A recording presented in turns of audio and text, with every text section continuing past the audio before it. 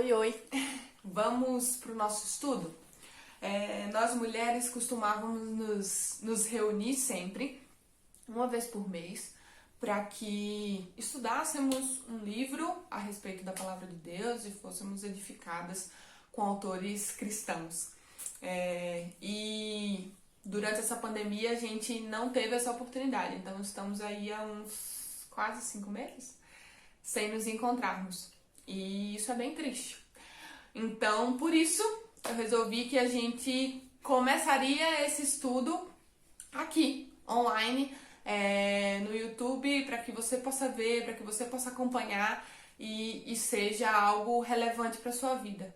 Eu realmente espero que Deus te abençoe e que esse momento seja clarificador e mostre também a transformação que Jesus precisa fazer na sua mente, no seu coração e no meu também, tá bom? Vamos junto?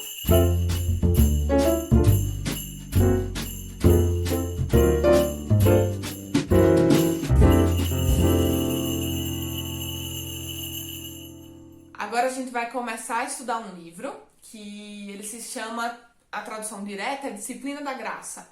Esse aqui só tem ele em inglês e o conteúdo dele é muito rico.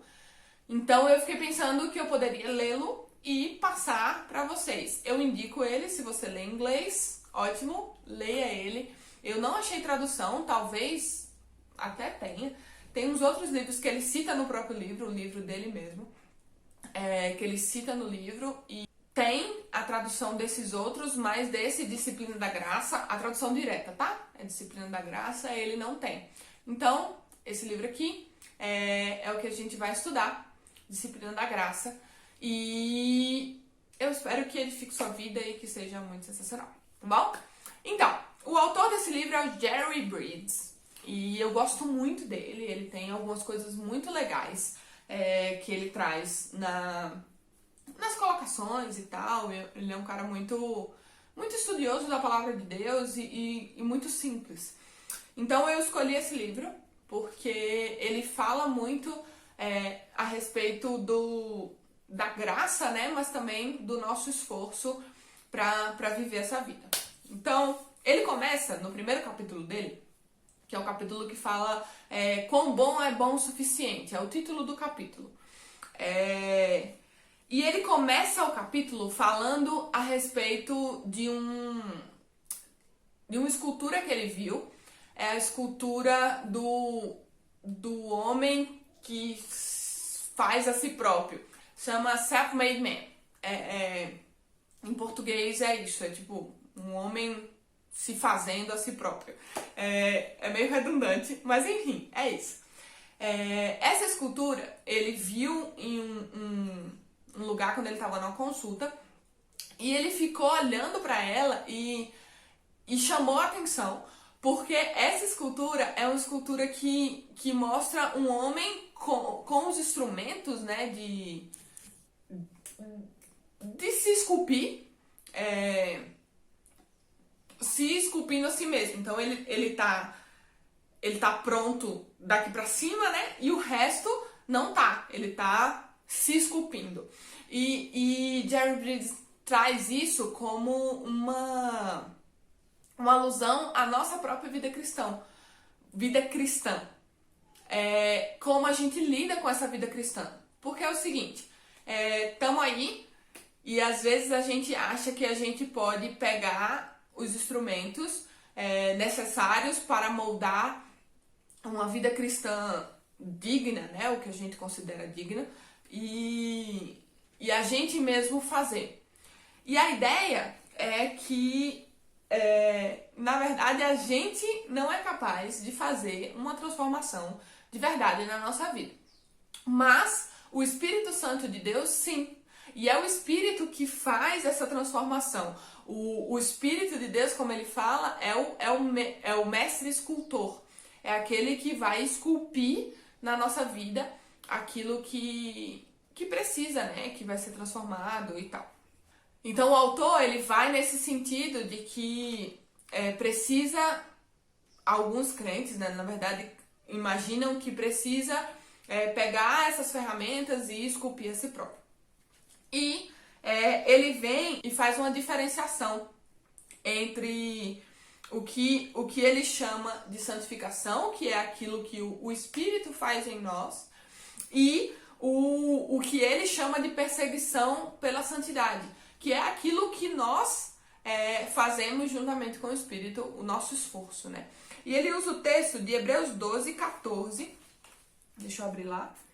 Procurem viver em paz com todos e busquem a santificação, sem a qual ninguém verá o Senhor. Esse texto, ele traz um destaque para essa palavra buscar. Em algumas traduções, traz como, tipo, se esforcem para que consigam alcançar essa santificação. E a ideia dessa palavra é exatamente de um trabalho árduo, de um trabalho que é difícil mesmo. E que, como ele fala, que não tem como a gente ficar letárgico, né? Tipo, esperando que as coisas aconteçam na nossa vida.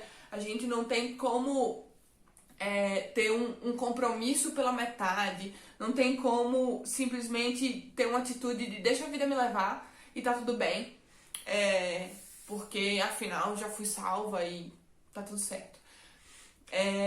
Ou porque o Espírito Santo que vai fazer em mim e, enfim, não preciso mais me preocupar com isso.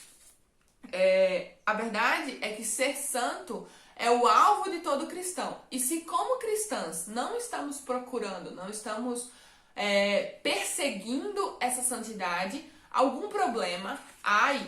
Então a gente precisa prestar atenção nesse tipo de coisa. Então ele fala a respeito dessa palavra, né, dessa palavra perseguir, que traz em Hebreus, né, de buscar, como nessa versão que eu li aí, aqui, que é a versão da NAA.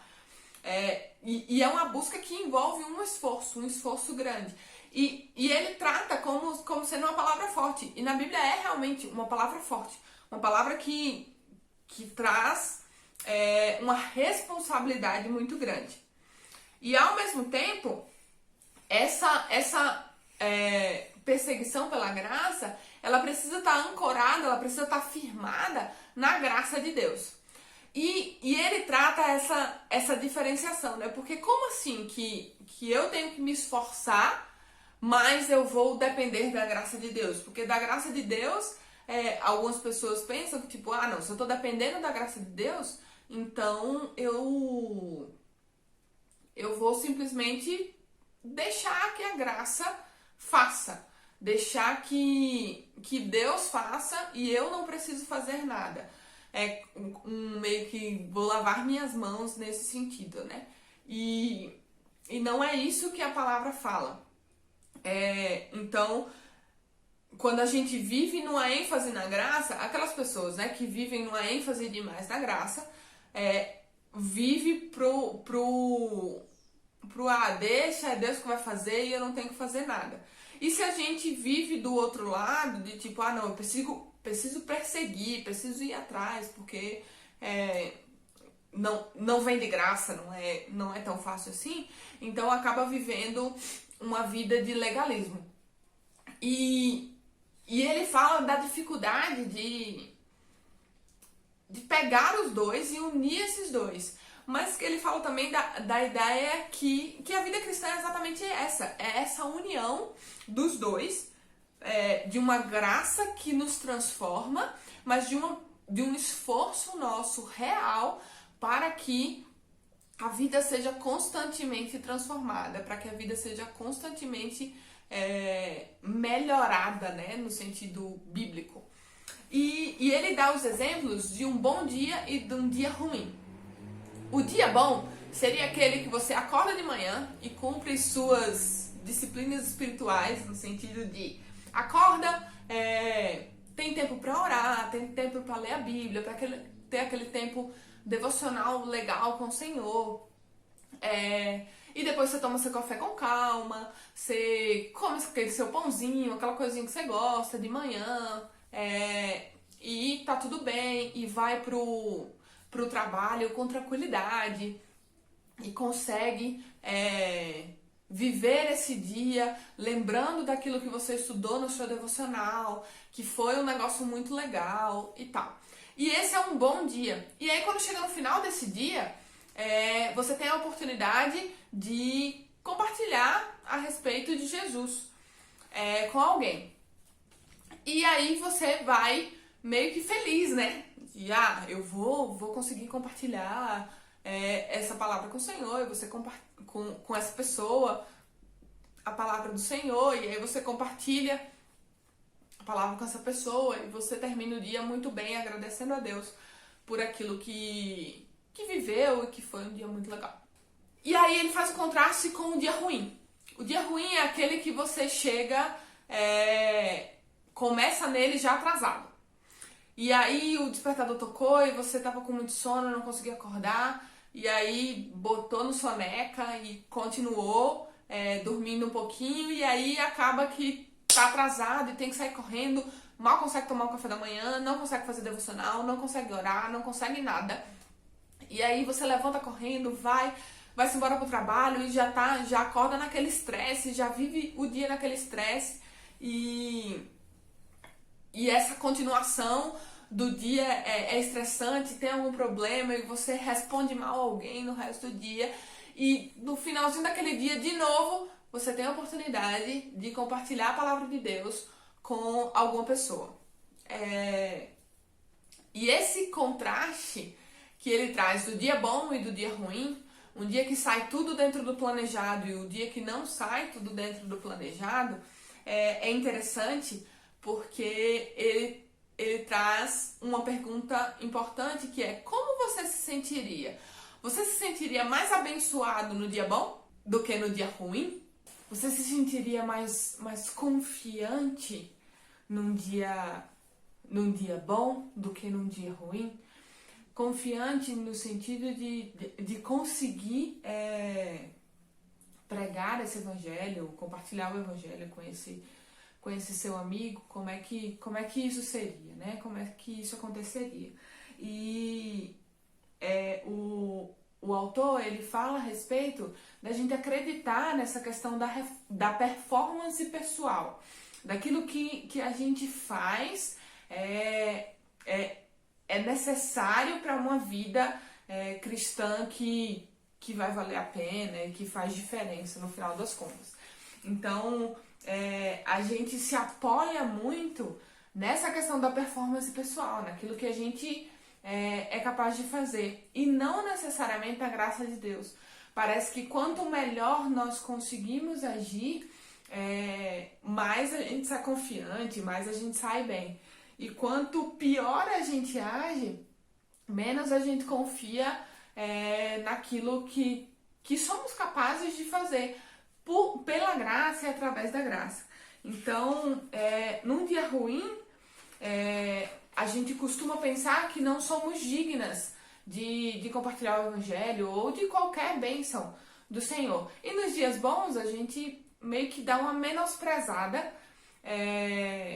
na graça de Deus, porque afinal somos merecedoras.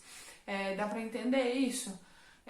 Mesmo que não seja de uma forma direta esse menosprezo, a nossa atitude é de como se a gente menosprezasse mesmo, como se a gente fizesse: não, eu consigo, pelas minhas forças eu sou capaz, eu não preciso de nada além, né? É como se a gente fizesse: meu Deus, peraí, nesse dia, já que foi bom, eu consigo, então deixa aqui que eu faço.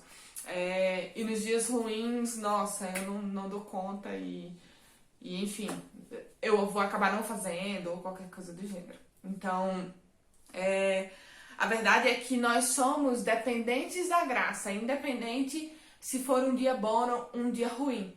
E o autor, ele fala a respeito de uma oração que deveria ser feita nesses dias ruins. E eu achei muito interessante essa oração, e eu vou ler aqui pra vocês. Eu fiz uma tradução livre dela, tá bom? Fala assim: Deus, eu pequei contra ti, fui negligente nas disciplinas espirituais, que sei que são necessárias e ajudam no meu crescimento espiritual. Eu estive irritável e impaciente com aqueles ao meu redor. Eu permiti me ressentir com pensamentos cruéis e deixei que eles se alojassem na minha mente. Eu me arrependo e clamo pelo seu perdão. Você diz em Romanos 4:5 que justificas o pecador. Pai, em vista dos meus pecados hoje, eu entendo que eu sou perverso, que eu sou pecador.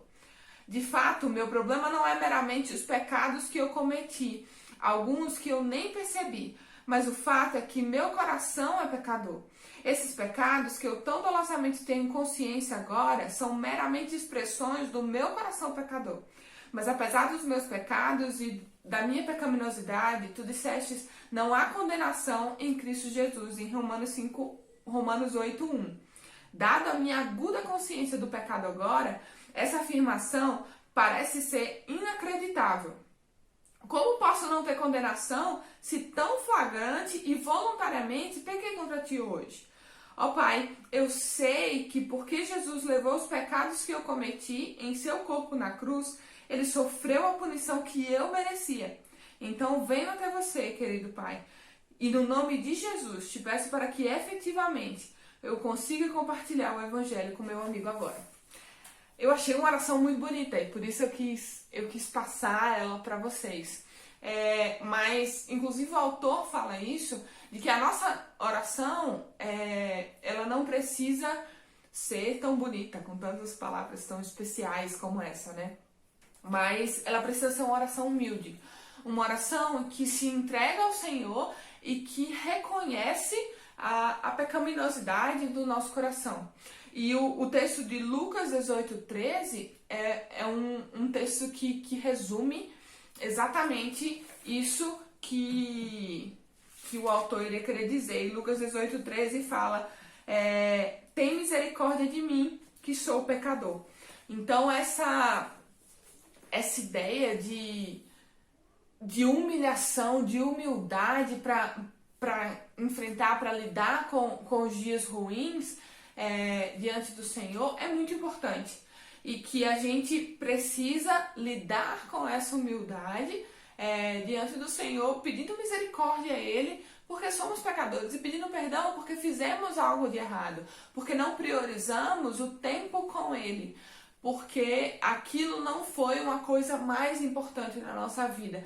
E é algo especial de se perceber isso no nosso coração, porque como é que tem sido o nosso dia, né? Como é que tem sido o seu dia? Será que você prioriza a palavra de Deus, o seu tempo de oração, o tempo de leitura da palavra, ou para você tomou aquela injeção de domingo, né? Que o pastor chega, fala aquela palavra, e é aquela palavra abençoadora, sensacional, e aí você sai dali alimentado para passar a semana inteira sem nem ter contato nenhum com Deus. Você entende a gravidade disso? Porque a gente acha muitas vezes que a vida cristã é exatamente isso. Ela não precisa de uma disciplina espiritual, ela não precisa de uma devoção. A gente acha e a gente vive na demonstração. Talvez isso não seja uma coisa que a gente fala, né? Ah, não, eu preciso ler a Bíblia, eu preciso de tudo. A gente fala isso, mas na nossa vida a gente não lê a Bíblia, não ora, não faz nada. E eu tô falando a gente porque eu me incluo nisso. Porque muitas vezes o dia puxado, a correria das coisas, a gente acaba não fazendo, não dando prioridade, não fazendo devocional, não orando. E acaba que nesses dias em que eu, por exemplo, não consigo fazer o devocional, eu não consigo orar e parece que o dia meio que se atropela, pra mim é mais difícil conviver comigo mesma. Eu não tô falando nem das pessoas ao meu redor. Mas a verdade é que quanto mais tempo eu passo sem essas disciplinas espirituais, mais tempo eu demoro para engrenar de novo. No sentido de que a gente se acostuma com aquela nova realidade. A gente se acostuma, nós somos muito adaptáveis. E poucas vezes a gente reconhece isso na nossa vida, de que somos pecadores e que precisamos muito da graça de Deus, inclusive nesse tipo de coisa. E eu não tô falando que você precisa acordar de manhã, fazer o seu devocional e orar. Não, às vezes o melhor horário para você é quando você chega do trabalho. E tudo bem. não tem problema com essa questão de horário. Tem problema com a falta de prioridade, entende? Então já fica algo importante pra gente pensar aqui agora. Como é que tem sido sua prioridade nas disciplinas espirituais? E isso é muito, muito real. Principalmente nos dias de hoje, que a gente tem sempre muita coisa, é tudo muito frenético, né? A gente sempre tem coisa pra fazer, sempre tem alguma coisa pra resolver, alguém pra dar atenção, alguma conversa que precisa ser resolvida, algum assunto pendente, cozinha pra limpar, almoço pra fazer, janta pra fazer, enfim, todas as coisas que são do dia a dia da gente que cuida de casa, que tem marido, que não tem marido, que tem família, que vive numa casa com outras pessoas, que vive em sociedade, né, no final das contas. Então, assim, é um pecado a gente não priorizar a disciplina espiritual, o tempo com o Senhor, a oração, esse momento de meditar, de ter da palavra, de se debruçar mesmo, sabe? Se jogar lá, porque às vezes a gente considera todas as outras coisas mais importantes. E não isso. Ah, não, porque eu tenho filho pequeno. E eu tenho, já tá, gente, eu tô usando esse exemplo exatamente por isso. Porque eu tenho filhos pequenos. Eu tenho um filho que vai fazer 3 meses. Então ele ainda é pequeno. Ele ainda tá muito novo. E ele dá muito trabalho, são bebês. Eu tenho mais outros 2 filhos pequenos pra lidar, com 4 anos a mais velha. Então, assim, dá muito trabalho. Porque a gente tem muita coisa para fazer sempre. Mas se isso não for uma prioridade na nossa vida, a gente vai acabar esquecendo. A gente vai acabar deixando de lado. E você tem deixado de lado? De verdade? Você tem priorizado outras coisas e não o tempo com Deus, o tempo de devocional, o tempo de oração mesmo, aos pés da cruz? Então, meio que fechando esse parêntese, da questão da prioridade, a gente volta para a questão do dia ruim, né? Para essa questão da humilhação, quando esse tipo de pecado, da falta de prioridade de Deus, ele acontece na nossa vida. E quando ele acontece, a gente precisa ter esse espírito humilde de dizer: Deus, tem misericórdia de mim porque eu sou pecador.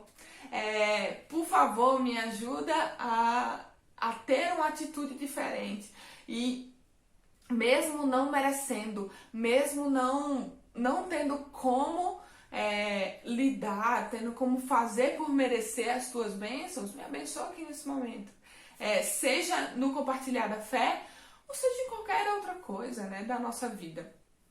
E a gente precisa pensar bastante nesse sentido.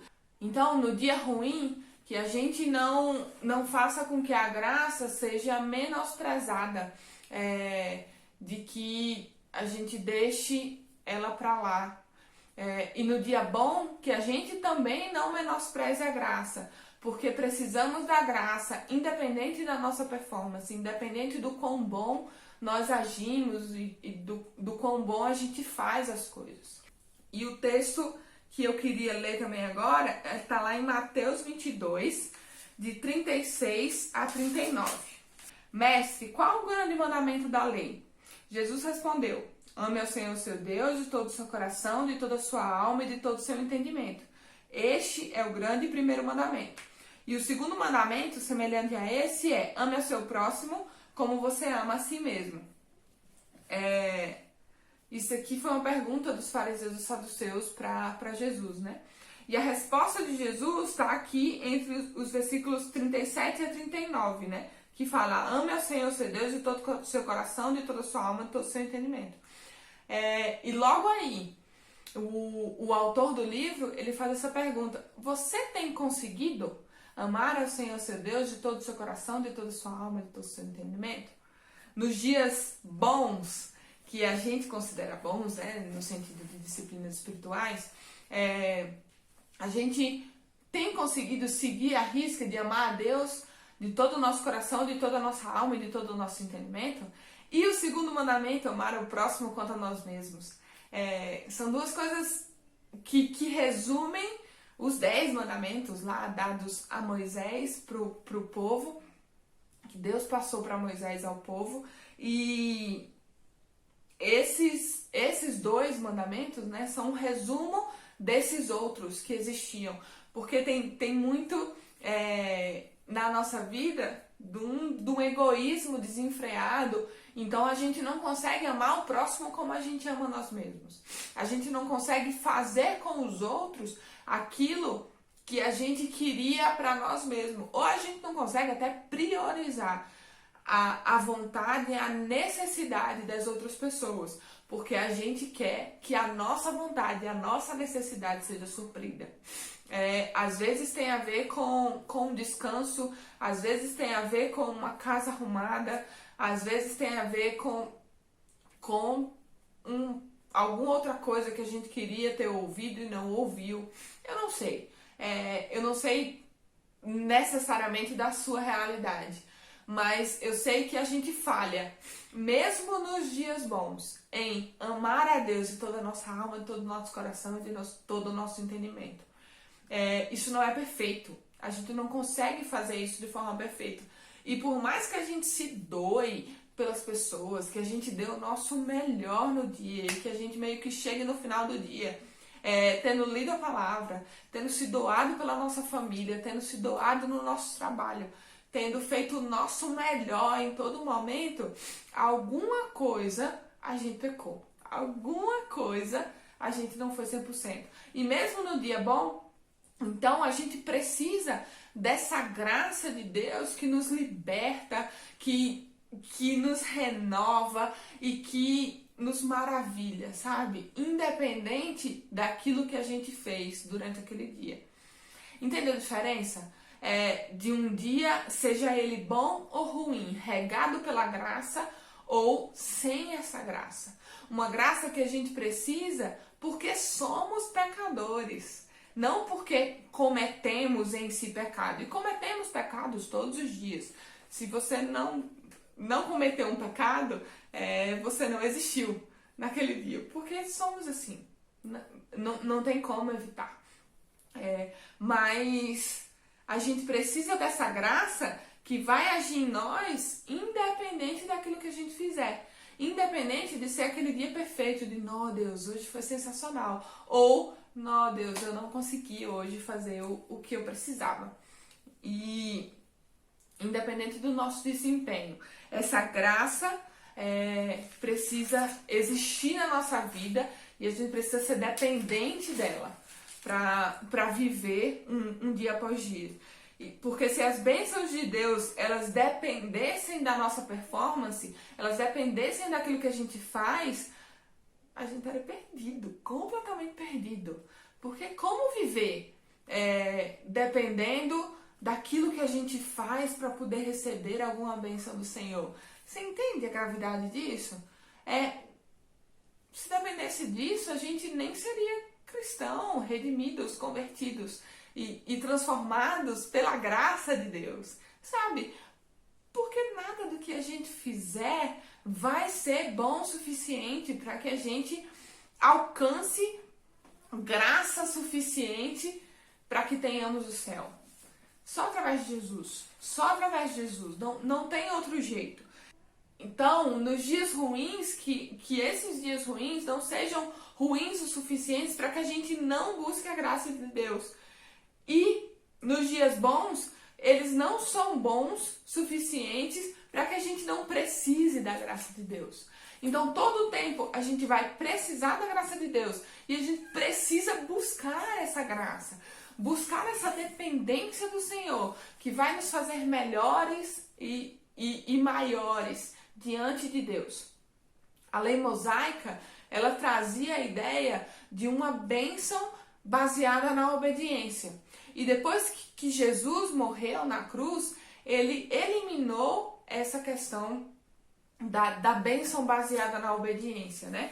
Ele trouxe a graça consigo. E como a gente trata, inclusive nos devocionais, se você não viu, tem aqui os devocionais no livro de Tiago, que falam a respeito de uma fé vivida do modo prático.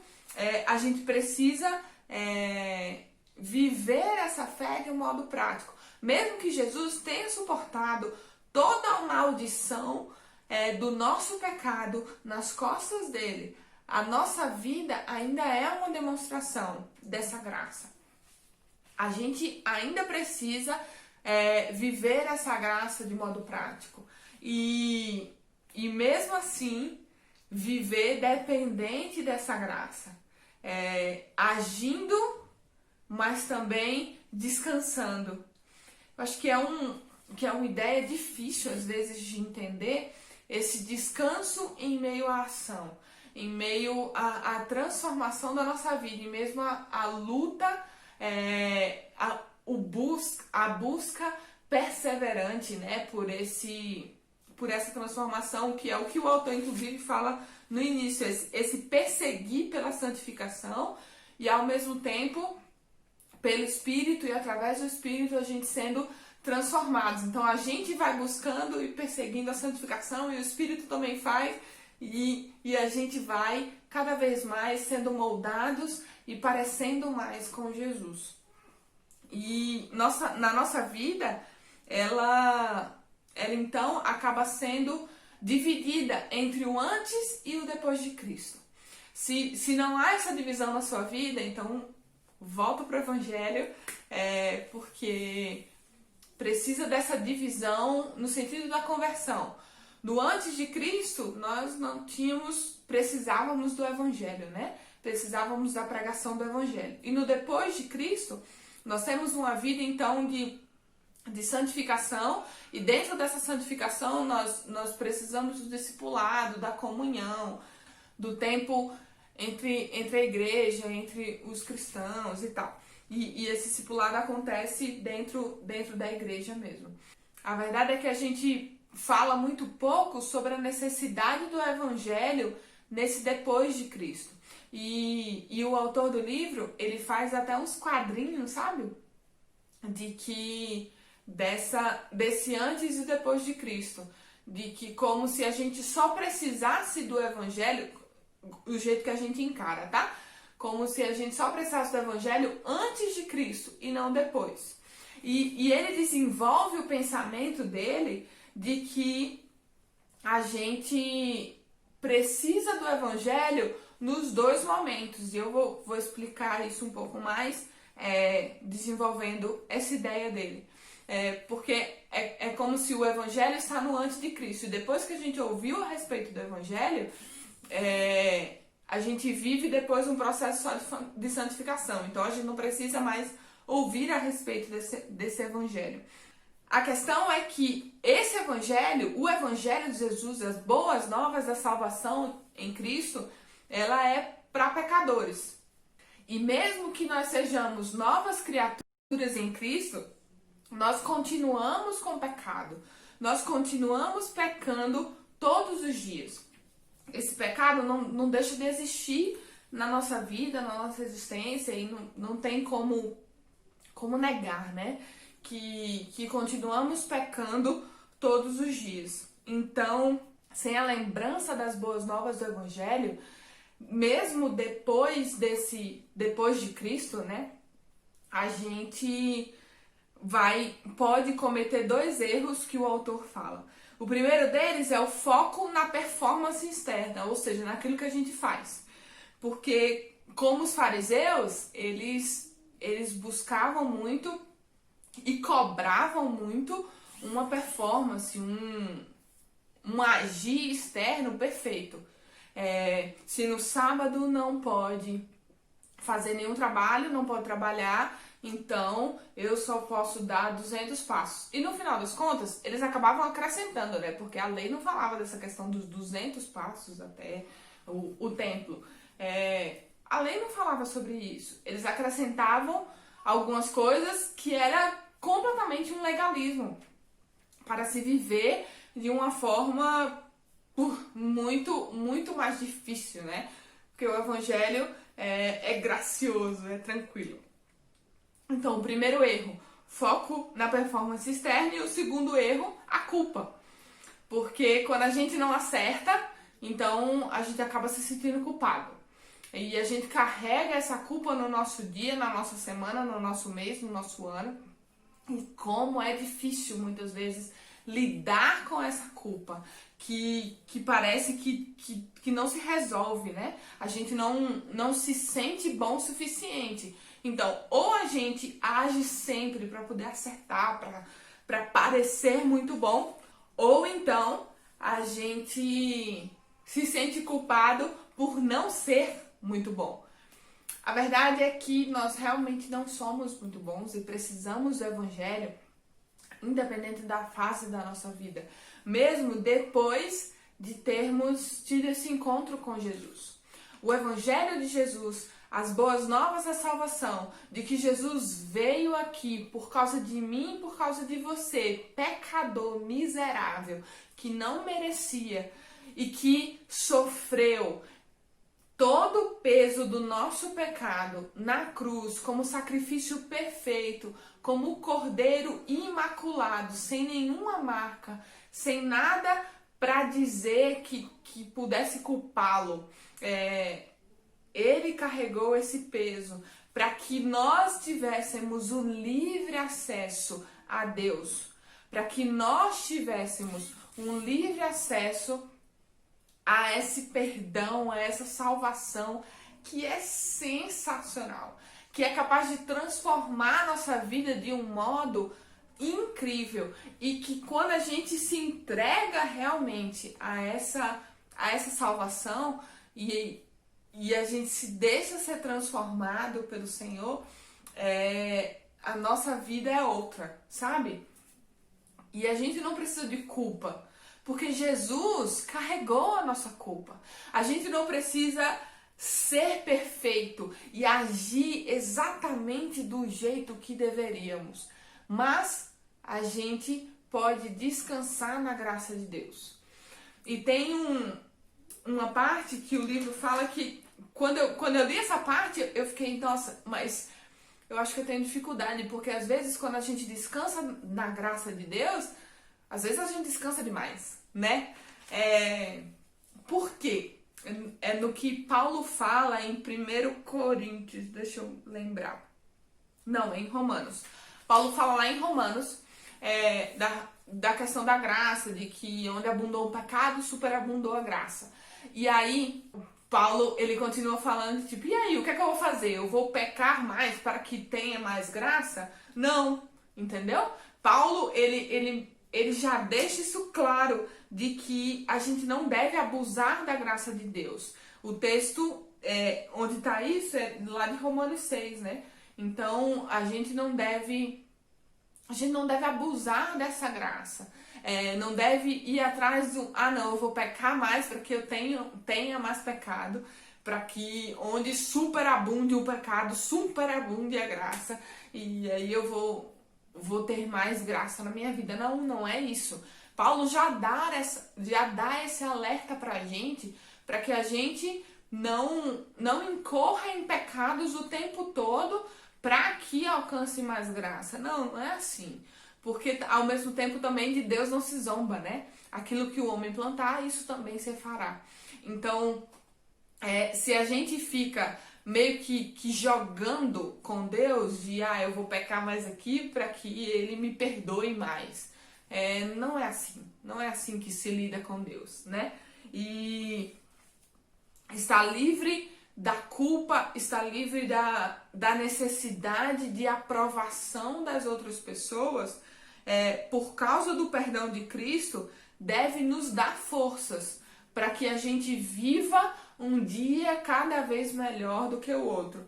Também o que a gente estudou, né, lá no livro de Tiago, a perseverança que nos faz cada vez sermos mais aprovados diante de Deus. E em Tiago 1,12, que fala que para a gente receber a coroa da vida, que essa coroa da vida que vai chegar no dia de Cristo. Não é hoje, não é nesse momento agora, mas a nossa recompensa vai estar no céu, vai estar numa eternidade inteira ao lado do nosso Deus, ao lado de Jesus que nos salvou e que nos deu essa vida eterna, né? Então, uma vida que a gente não precisa da culpa do pecado. A gente não precisa da nossa performance externa. A gente pode confiar na graça, desfrutando dela todo o tempo. Desfrutando dela porque não precisamos, inclusive, pecar o tempo todo. Mas podemos desfrutar dela para viver uma vida diferente na graça de Deus.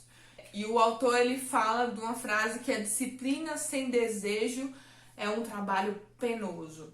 Então, a disciplina da gente fazer sempre, por exemplo, as nossas disciplinas espirituais, de orar, de ler a Bíblia, ela vai acabar se tornando um trabalho pesado, um trabalho árduo e chato, às vezes, de fazer, se não há um desejo. E eu não estou falando do desejo de vontade, eu tô falando de desejar a Deus, de desejar estar com Ele, de desejar essa transformação, sabe? É muito mais do que uma mera vontade nossa. Tem a ver com querer ao Senhor e querer essa transformação mesmo que Deus é capaz de nos dar. E a motivação para essa transformação é o amor. E esse amor é o amor de Jesus em ter nos dado sua própria vida e o perdão dos nossos pecados. 2 Coríntios 5,14 fala que o amor de Cristo nos constrange. E essa palavra de constranger, em algumas traduções, né, ela é uma palavra que tem a ver no original com nos impelir a fazer alguma coisa, como se ela nos empurrasse a fazer esse constrangimento. Em outras traduções é como se fosse vai lá. O amor de Jesus, ele nos empurra para que a gente faça o que a gente tem que fazer, para que a gente se esforce no que a gente tem que se esforçar, naquilo que vale a pena, obviamente. Então, o amor que nós recebemos de Jesus, ele deve nos empurrar para a gente ser melhor, para a gente ser dependente da graça, para a gente considerar os outros maiores do que nós, para que a gente ame ao Senhor de todo o nosso coração, de toda a nossa alma, de todo o nosso sentimento, e ame ao próximo como a nós mesmos. Porque a gente se considera muito importante, né? Mas a gente pode amar os outros dessa forma. A gente pode considerar os outros muito maiores do que nós mesmos. E isso é muito interessante, porque a motivação para a gente ser diferente, para a gente agir nesse mundo mal de um modo diferente, é o amor. É esse amor. Não é uma motivação de que o legalismo seja feito. Então, a nossa motivação cristã, ela não é por fazer o correto, por seguir todas as coisas. A gente lutar por coisas corretas, em si, é só uma moralidade, sabe? E eu vivo falando a respeito disso, eu acho que eu já citei alguns exemplos de pessoas que são muito corretas, sabe? Não mentem, não fumam, não bebem, não traem os maridos, os cônjuges, né? Ou as esposas, não fazem nada de errado, mas que não tem Jesus. E não são constrangidos por esse amor de Jesus, não são empurrados a fazer tudo isso por causa do amor de Jesus. E essas atitudes corretas, elas não são nada se não tem uma motivação correta por trás, entendeu? Se não tem algo que realmente é verdadeiro e que realmente é transformador na vida de cada um de nós. E isso faz a diferença, sabe? Nós devemos ser motivados a uma vida de discipulado, a uma vida que impressiona e faz diferença na vida de outros por causa de Jesus, por causa desse amor que Jesus nos demonstrou. E a renunciar a nós mesmos, a nossa própria justiça, por causa de Jesus. Então, todas as coisas na nossa vida devem acontecer por causa de Jesus. Por causa de Jesus, nós temos esperança, nós temos alegria, nós temos coragem e nós podemos confiar de que a graça e a misericórdia de Deus no lugar da nossa performance. A gente pode confiar nessa graça que é tão maravilhosa, que é tão sensacional e que nos transforma todos os dias. E no momento do livro, nesse finalzinho, né, ele traz a carta de uma missionária que, na verdade, eu não sei se é missionária ou missionária. Ele traz uma carta de missões, né, de alguém que fala exatamente dessa questão da nossa performance e da graça, né, e eu quero ler ela também. Ela fala assim: sabemos, claro, quão central o perdão dos nossos pecados é para a salvação. Nós pregamos isso, acreditamos nisso. Nós vemos que o primeiro arrependimento e rendição a Cristo é um momento glorioso. Nós também aceitamos que, nos achegando a Deus, nós devemos continuar purificando as nossas vidas, como fala em João 1,9. Mas, olhando para alguns crentes, eu tenho a impressão de que muitos de nós consideramos o arrependimento contínuo dos salvos uma experiência não tão gloriosa. Um tipo de triste necessidade. O pecado faz Deus sofrer. Não podemos subestimar a seriedade disso na vida de um crente. Mas nós devemos nos dar conta do fato de que a graça de Deus é maior do que os nossos pecados. Arrependimento é um dos maiores privilégios do cristão. O arrependimento focado na graça e na misericórdia de Deus. Devemos, então, nos deleitar na graça e na misericórdia de Deus em nossos momentos de alta, nos bons momentos. Muito mais do que nos orgulhamos em nossa decente performance. E não conseguir pensar em nada que precisamos confessar. Mesmo quando falhamos, e nós falhamos, o Espírito Santo trabalhará em nós e nos levará aos pés da cruz, onde Jesus carregou nossas falhas. Esse é potencialmente um momento glorioso, por podermos aceitar a abundante graça e misericórdia de Deus e seguir em frente com nada além do que Cristo para se orgulhar, ou qualquer outra coisa, seja esforço ou vergonha. Qualquer outra coisa que seja focado em nosso esforço pelo caminho nos fará falhar, porque nós transferimos nossa atenção da graça e da misericórdia. Quem é atraído pela graça e pela misericórdia é rápido em se arrepender, mas também é lento para pecar.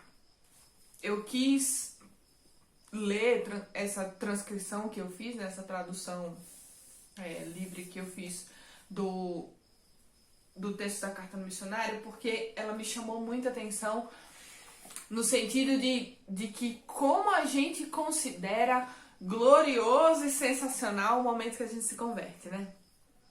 E realmente, é um momento sensacional. É uma mudança 180 graus, né? De um lado para o outro. A gente tava num lugar e vai para outro completamente diferente. Isso faz muita diferença mesmo. Mas a gente não considera tão glorioso o pedir perdão todos os dias. O ter que se arrepender todos os dias. E tem dia, inclusive, que podemos ser aquelas pessoas que paramos e... eu nem pequei hoje. E minha filha, outro dia, falou exatamente isso. No finalzinho do dia, a gente tava jantando. E ela falou isso pra mim: mamãe, eu pequei hoje? E é engraçado como nós normalmente agimos exatamente como ela, né? De, eu pequei hoje. A gente nem se dá conta daquilo que a gente fez de errado. A gente nem se dá conta que em si, nosso pecado não é os atos que nós cometemos que são errados, mas sim que nós somos pecadores. Então, qualquer coisa, mesmo que seja feita corretamente, mas com a motivação errada, também é pecado. E enfim, às vezes a gente nem analisa, né, essas motivações. A gente não acha sensacional voltar aos pés da cruz. A gente acha sensacional ter comportamentos decentes, ter comportamentos bons, ter aquele jeito que agrada as pessoas e a Deus, que a gente acha, né? A gente pegar como o exemplo que ele traz no início do capítulo, né? De que a gente mesmo pega as ferramentas e a gente se moldar para que a gente faça diferença. Então, nossa performance, aquilo que a gente consegue fazer, ela não é suficiente, ela nunca vai ser. Porque apenas a graça e a misericórdia de Deus é suficiente, entende? E essa carta deixa exatamente isso. É claro de que a gente muitas vezes subestima esse se voltar aos pés da cruz. Esse é um glorioso momento, porque por causa de Jesus a gente pode se voltar para a cruz.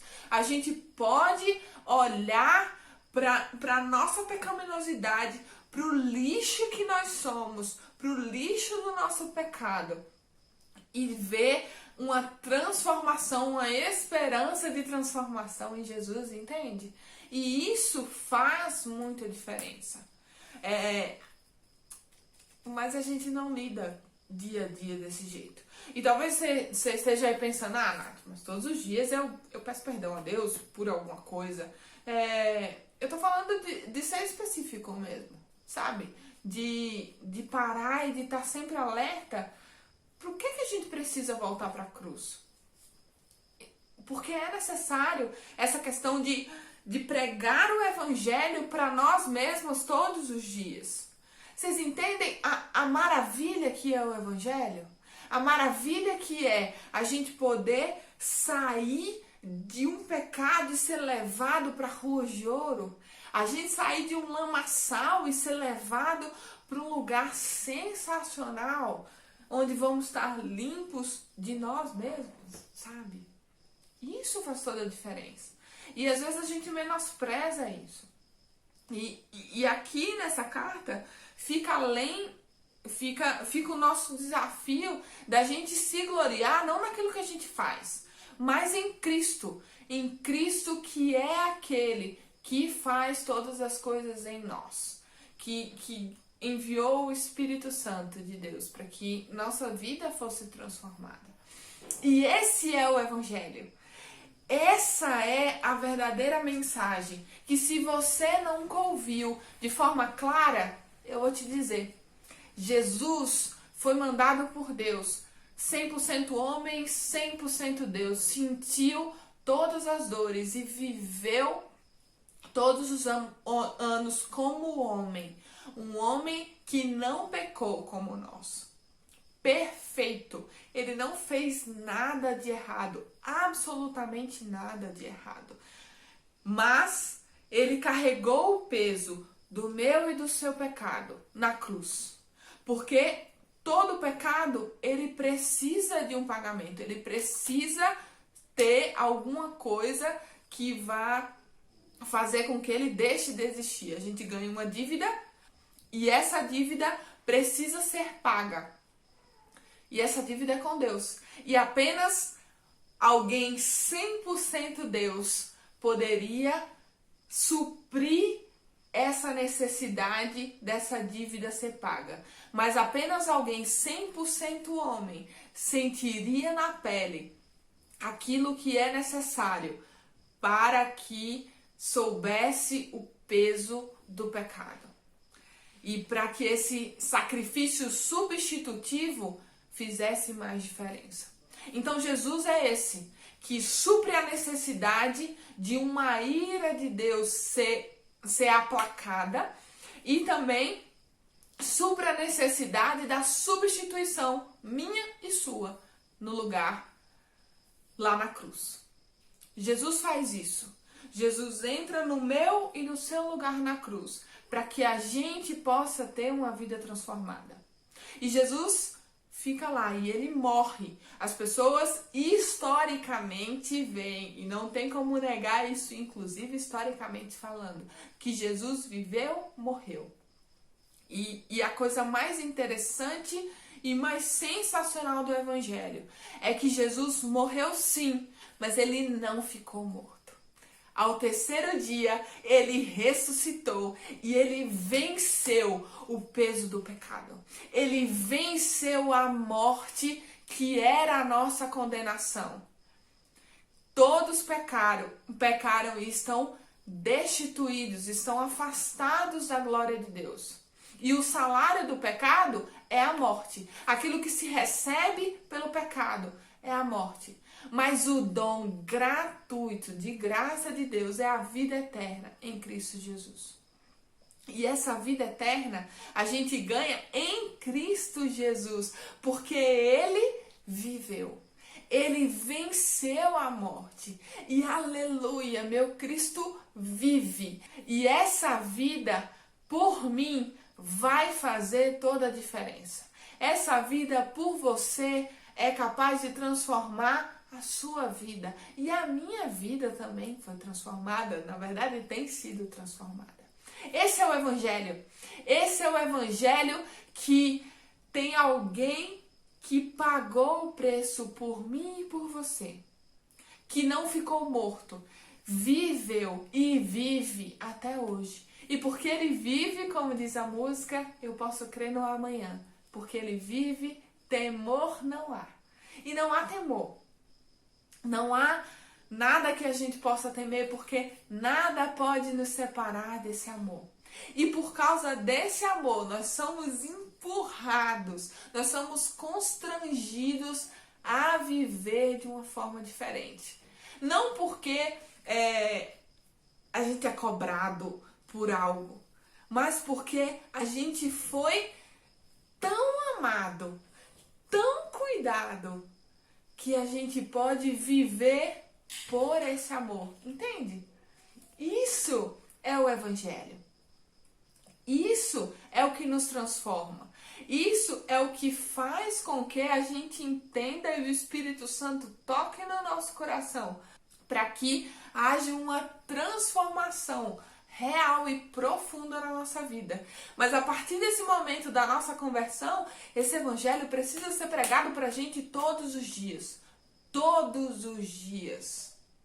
Não é porque você é crente, porque você vai para a igreja, que você não precisa mais do Evangelho. Não é porque eu tô aqui falando para vocês algo da Bíblia que eu não preciso do Evangelho. Eu preciso. Eu preciso do Evangelho todos os dias, porque muitas vezes eu confio naquilo que eu posso fazer. E eu sei que você também é assim. Por mais que tenha alguns dias que você não assuma, você também é assim. Você também confia na sua capacidade de fazer diferente, na sua capacidade de mudar. E enquanto a gente estiver confiando em nós mesmos para sermos diferentes, a gente não vai conseguir nada. Isso faz toda a diferença. Esse Evangelho, ele é transformador. E eu realmente espero que ele transforme a sua vida e continue a transformar a minha, para que a gente dependa apenas da graça de Deus todo o tempo. E tenha alegria, coragem e esperança para viver nesse mundo mal. Esse é o desafio desse estudo, esse é o desafio desse capítulo que eu queria trazer para vocês. Que é viver uma vida não tentando buscar as ferramentas para que a gente seja diferente. Para que a gente mesmo possa se esculpir, como tem do que ele fala, né, do exemplo que ele traz no início. Para que não se baseie naquilo que a gente pode fazer, mas naquilo que Jesus é, naquilo que Jesus fez, e no Evangelho transformador da graça de Deus. E essa graça que me tirou do pecado e que é capaz de tirar qualquer um do pecado. Essa graça faz toda a diferença. E essa graça, ela é transformadora. E a gente pode se orgulhar e se alegrar apenas nessa graça.